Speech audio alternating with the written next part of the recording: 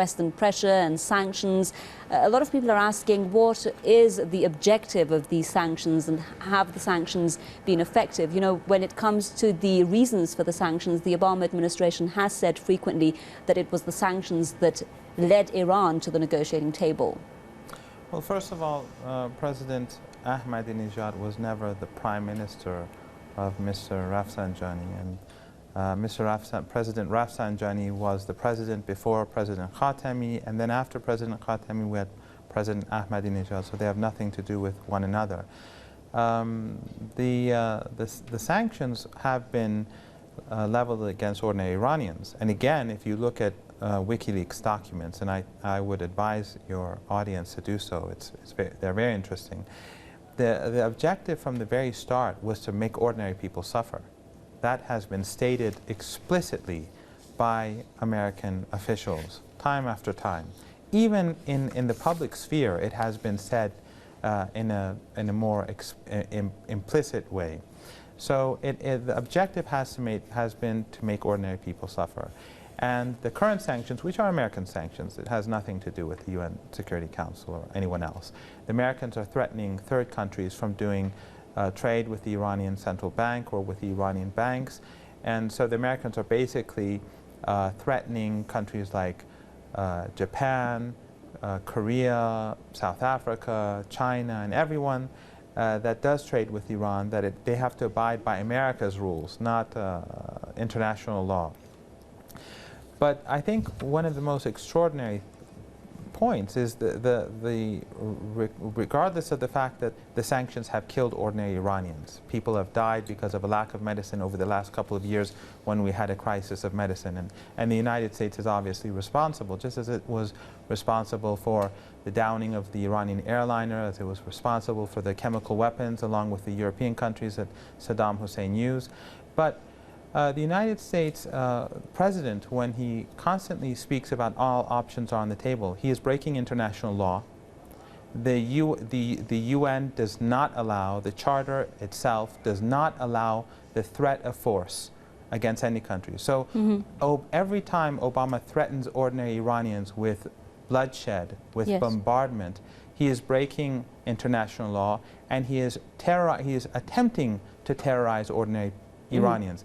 And I think that is a sign of an uncivilized political order. Well, before I put the next question to Mr. Korb, I'd like to give our viewers a chance to take a look at some of the comments that have been posted on our Facebook page about tonight's debate, and we'll be right back. There is a direct relation between the 1979 revolution of Iran and the present situation of the world. At that time, revolution was only in Iran, but now it has started in all nations of the world against tyranny and oppressive rulers. Revolution gives them all they want to stand on their feet. I love Iran and its people. Iran is one of the few countries left that refuses internetization, McDonald's, US military bases, Chabad, and Rothschild Central Bank.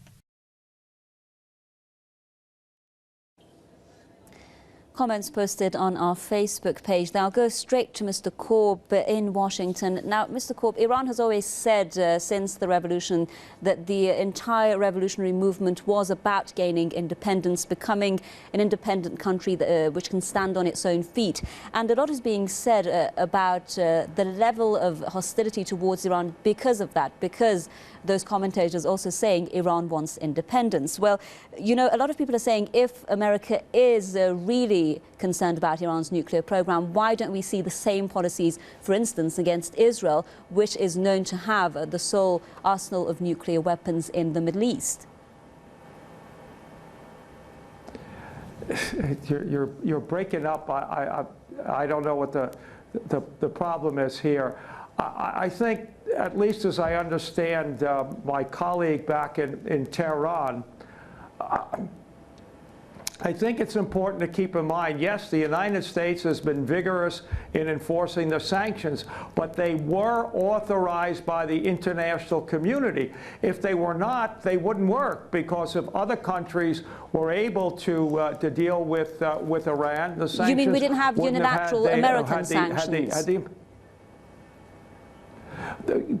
but they authorize. The United States basically is acting under international law to enforce these sanctions and to get other countries who try and get around them. I mean, whenever we've had sanctions against an international community has ever had sanctions, people try and get around them. And what the United States has said is, you try and get around them, you're going to have difficulty dealing with us, with your international financial system.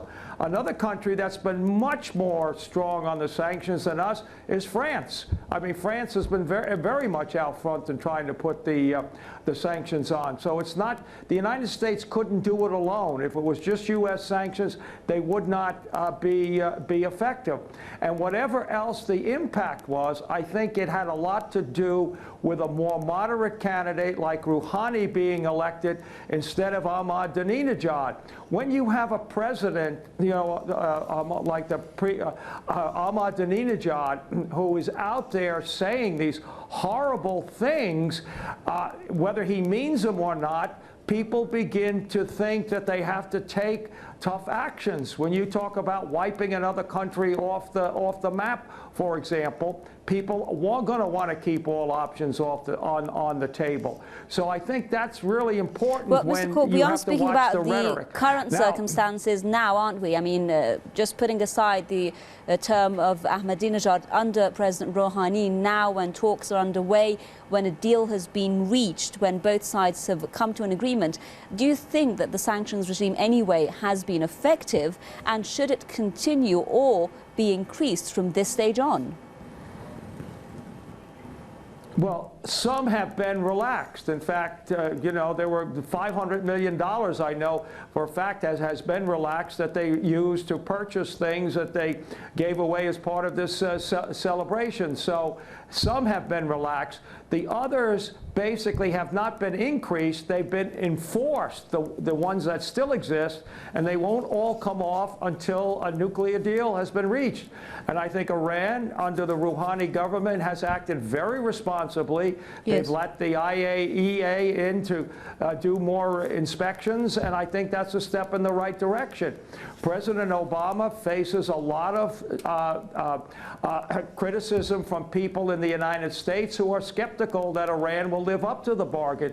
But he's been out front and saying, if you try and increase the sanctions, I'm going to veto them. And the Congress has backed off. But hasn't the U.S. been adopting double standard policies when it comes to Israel, for instance, the issue that we pointed to earlier?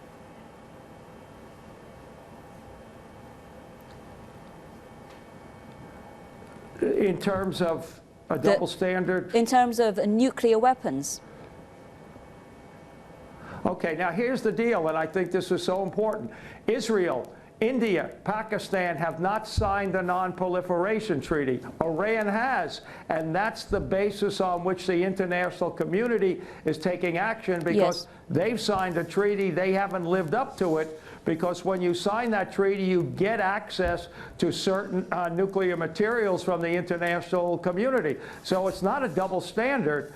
It's basically enforcing an international treaty that, to which Iran has signed. Well, let's now, Mr. Marandi, to... And by the way, it wasn't the... Yes. And by the way, it wasn't the United States that helped Israel develop the bomb, it was France. Okay. Well, Dr. Marandi, our guest there is saying that because these countries he mentioned there and Israel, they haven't signed the NPT, this is not double standards. And he also said that the sanctions imposed by the US are based on international law. Your response? Well, there are a number of issues that were raised, and one is that the US sanctions have nothing to do with international law. They're completely against international law. But the United States behaves like a rogue state, and therefore it thinks it is beyond the law. Such as U.S. support for Israel, which is an apartheid regime. Even the former U.S. President, Jimmy Carter, has effectively said that Israel is an apartheid regime. We all know that Israel is a racist state, but the United States supports racism in this part of the world, just as it's been supporting Al-Qaeda in Syria for the last 3 years, and now suddenly it's backing off. So the United States is used to using double standards in its policy, both at home and abroad. With regards to Iran, the United States, any support that the Iranian government gives to the public has nothing to do with the funds that were released. This is a policy of President Rouhani, and it's a policy that existed before President Rouhani, and it will continue. And the money that has been released is Iranian money that the United States is unlawfully holding. Also, President Rouhani has not come to the negotiating table because of sanctions. The sanctions have existed before, and the Iranians were at the negotiating table before. We've had a series of negotiations with the 5+1 and the United States. And it has nothing to do with any rhetoric of President Ahmadinejad. President Ahmadinejad never threatened any country.